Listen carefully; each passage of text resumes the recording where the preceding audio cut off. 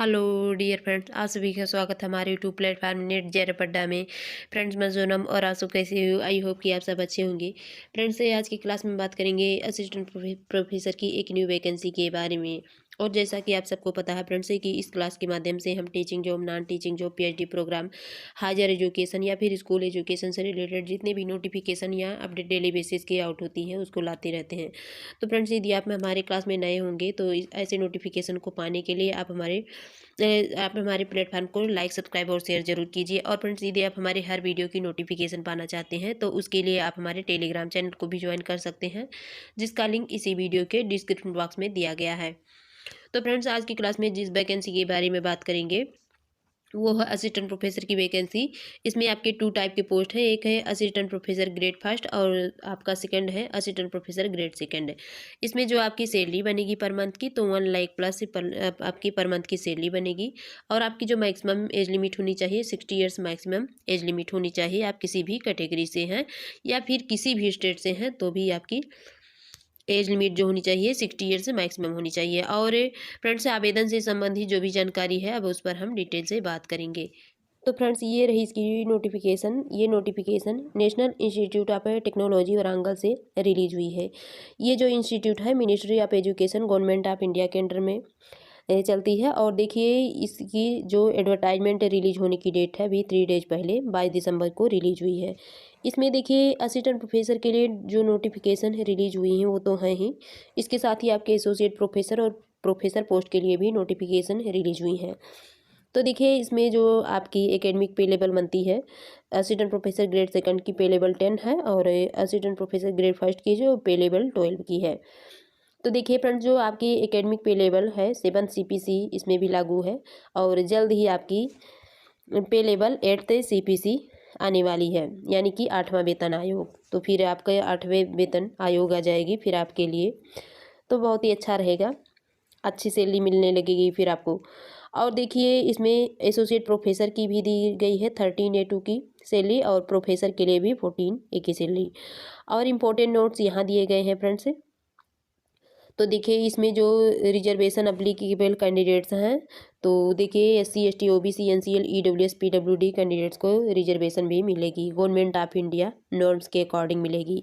तो आप किसी भी स्टेट से हैं तो आप इसका प्रॉफिट ले सकते हैं फ्रेंड्स से रिजर्वेशन की। और इसमें बात करें एलिजिबिलिटी क्राइटेरिया है, तो इसके लिए जो एसेंशियल क्वालिफिकेशन होनी चाहिए फ्रेंड्स, आपका PG क्वालिफाइड होना चाहिए प्लस आपकी पीएचडी डिग्री। देखिए, इसमें डायरेक्टली बोल दिया गया है पीएचडी को।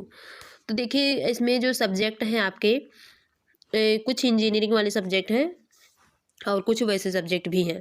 तो देखिए, जैसे बायोटेक्नोलॉजी है, बायोटेक्नोलॉजी में आपका बीटेक या फिर एमटेक होना चाहिए। वैसे केमिकल इंजीनियरिंग भी दिया गया है, एमटेक या फिर एमई।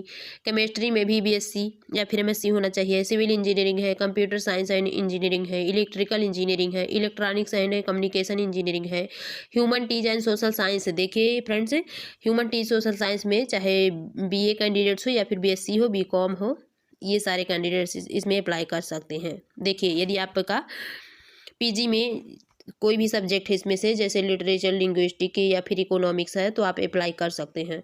और मैनेजमेंट से भी कर सकते हैं यदि आपने एमबीए किया है या फिर इसके लिए इक्विवेलेंट कोई भी डिग्री हो, कंप्यूटर साइंस में, इंफॉर्मेशन टेक्नोलॉजी में या फिर इकोनोमेट्रिक्स में, तो आप अप्लाई कर सकते हैं। मैथमेटिक्स में भी यदि आपने एमएससी किया है या फिर एमए किया है तो भी आप कर सकते हैं। और mechanical engineering, metallurgical and materials engineering, physics, ये सारे इसके सब्जेक्ट हैं। और यहाँ एरिया स्पेशलाइजेशन दे रखे हैं, तो ये आपके लिए बहुत इंपॉर्टेंट होते हैं।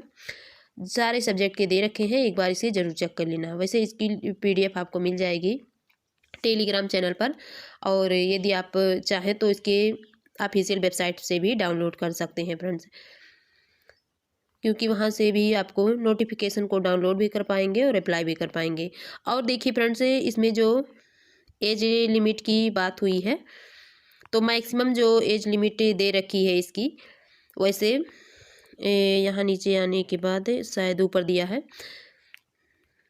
ऊपर आने के बाद देखते हैं। देखिए, जो मैक्सिमम एज लिमिट यहाँ दे रखी है इसकी, तो देखिए जो एज लिमिट दे रखी है असिस्टेंट प्रोफेसर ग्रेड सेकंड वालों की दी गई है 35 ईयर्स। Maximum age limit. और असिस्टेंट प्रोफेसर ग्रेड फर्स्ट की 40 ईयर्स दी रखी है, एसोसिएट प्रोफेसर की 45 ईयर्स और प्रोफेसर की 50 ईयर्स। बट यहाँ क्या बोला गया है कि however in this exceptional cases the candidates with high value of sponsored R&D grant publication record PhD guidelines as can relaxed. तो देखिए रिलैक्सेशन तो जो मिलेगा ही, बट जो उनकी एज लिमिट होनी चाहिए वो 60 ईयर से ज़्यादा नहीं होनी चाहिए फ्रेश रिक्रूट्स के लिए। तो जो एज रिलैक्सेशन मिलेगी वो तो आपको मिलेगी ही गवर्नमेंट ऑफ इंडिया के अकॉर्डिंग। तो देखिए इसमें जो SC ST कैंडिडेट्स हैं, PWD SC ST कैंडिडेट्स को आपको 5 ईयर्स को मिल जाती है। OBC कैंडिडेट्स हैं तो उनको भी 3 ईयर्स की मिल जाती है। इसके अलावा PWD कैंडिडेट्स वालों को 10 ईयर्स तक की मिल जाती है। सर्विस मैन है तो इनको भी 5 ईयर्स तक की मिल जाती है। विडो वुमेन है तो देखिए इनकी तो कोई एज लिमिट ही नहीं होती है, डिवोर्स या फिर विडो वुमेन है। तो देखिए फ्रेंड्स आपके लिए बहुत ही अच्छी चांसेज है, यदि आप अप्लाई करना चाहें तो कर सकते हैं। सिलेक्शन प्रोसेस इसमें भी वही रहेगा फ्रेंड्स, API स्कोर प्लस इसमें देखिए प्रेजेंटेशन भी हो सकता है, टीचिंग या फिर रिसर्च सेमिनार का, प्लस इंटरव्यू रहेगा फ्रेंड्स।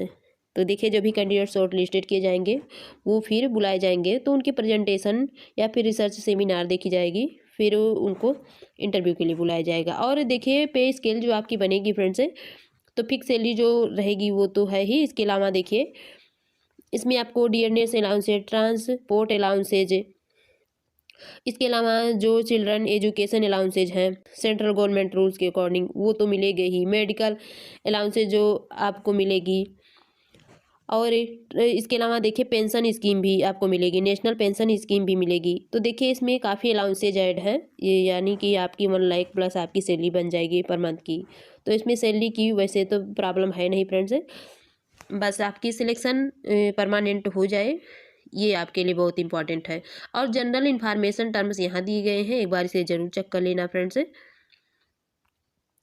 और देखिए इसमें जो एप्लीकेशन फीस दी गई है ये बहुत ज़्यादा दी गई है, ये बहुत गलत किया गया है फ्रेंड। देखिए इसमें जो अनरिजर्व OBC NCL EWS की है वो इसमें 2000 डायरेक्टली बोल दी गई। SC ST PWD है उनकी 1000, और जो इंडियन सिटीजन से अप्लाइंग है उनकी देखिए $50 दी गई है। तो ये बहुत गलत है कि सिलेक्शन हो या ना हो फिर भी हम लोग इतना एप्लीकेशन फ़ीस भर देते हैं। ये तो है नहीं कि हमारी सिलेक्शन हो ही जाती है।